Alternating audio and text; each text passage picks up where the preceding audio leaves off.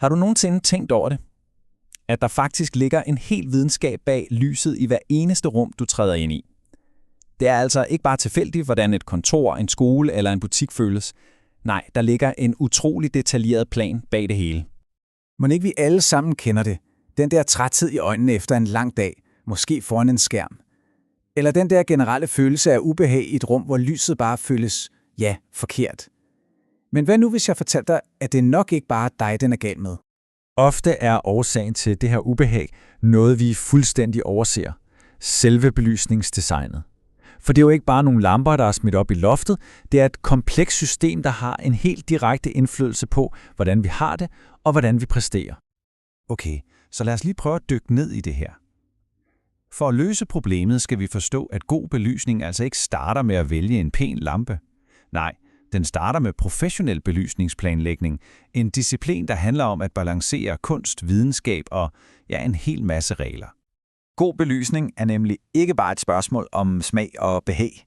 Det er styret af et ret komplekst sæt af regler og standarder, som lysdesignere skal navigere i for at skabe det helt rigtige lysmiljø. Lad os kigge lidt på, hvem der egentlig bestemmer her.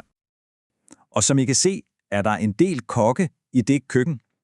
En planlægger skal altså jonglere med alt fra bygningsreglementets skrappe energikrav og arbejdstilsynets regler om sikkerhed til de europæiske standarder for komfort og selvfølgelig, byherrens egne ønsker til design og økonomi. Og det her rutediagram, det viser det ret godt. Hver eneste boks repræsenterer et regelsæt eller en vigtig beslutning. Det gør det ret tydeligt, at belysningsdesign er en seriøs ingeniørproces. Man følger en nøje udtænkt plan for at ramme alle de her forskellige mål. Det er ikke noget, man bare lige gør på en eftermiddag. Et af de absolut tungeste krav kommer fra bygningsreglementet. Hver eneste bygning får tildelt, hvad man kan kalde et energibudget, kun til belysning.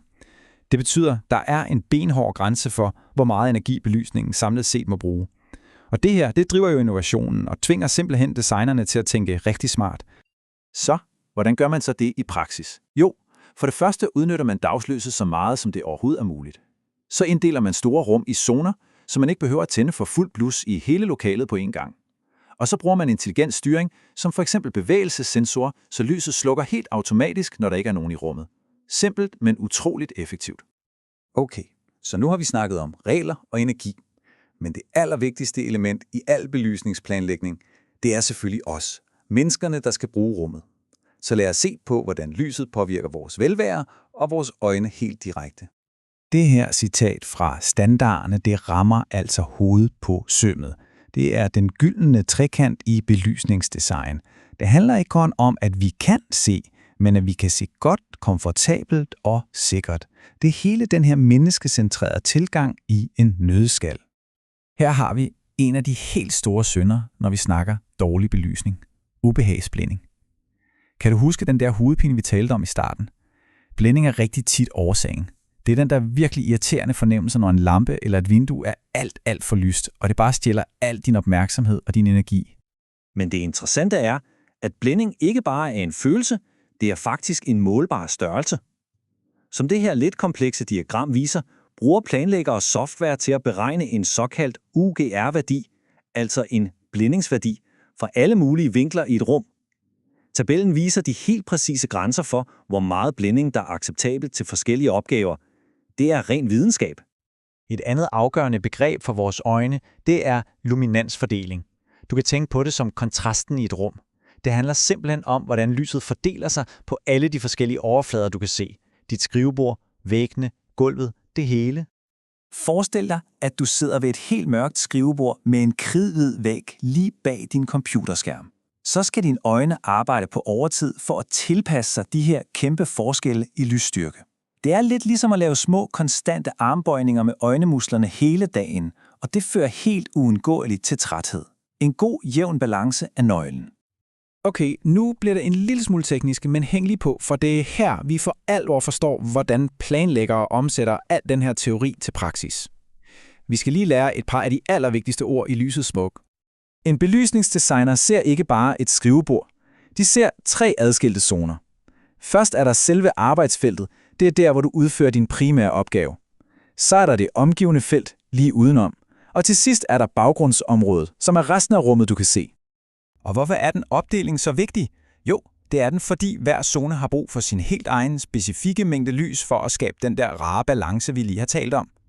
Mængden af lys, den måler vi i enheden lux, og som I kan se på diagrammet her, kræver arbejdsfeltet mest lys, mens omgivelserne og baggrunden skal have gradvist mindre.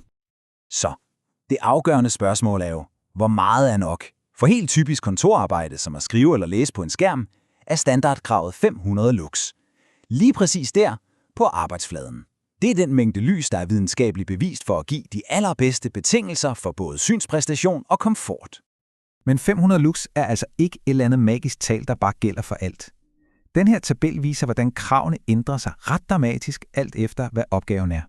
En person, der sidder og laver tekniske tegninger, har brug for meget mere lys, helt op til 750 lux, og samtidig mindre blænding. En receptionskranker har helt andre behov. Det hele bliver skræddersyet til aktiviteten. Sådan. Nu har vi set på reglerne, på mennesket og på sproget. Så lad os lige samle alle trådene og se på, hvad der egentlig definerer virkelig, virkelig god belysning i dag. Her er kulminationen på alt det, vi har talt om. Moderne belysningsdesign handler nemlig ikke kun om lux og blændingsværdier. Det handler om et meget bredere koncept, som man kalder lyskvalitet.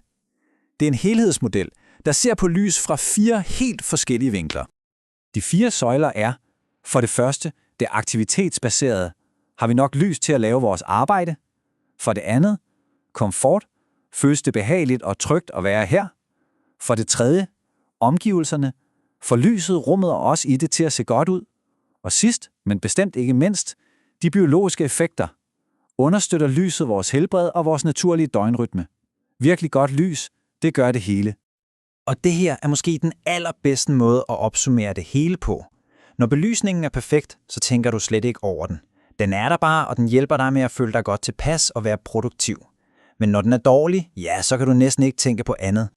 Så næste gang du træder ind i et rum, så prøv lige at stoppe op og lægge mærke til lyset. Føles det rigtigt? Er der blænding? Er der en god balance mellem lyst og mørkt? Forhåbentlig kan du nu se den usynlige plan, der ligger gemt bag det hele.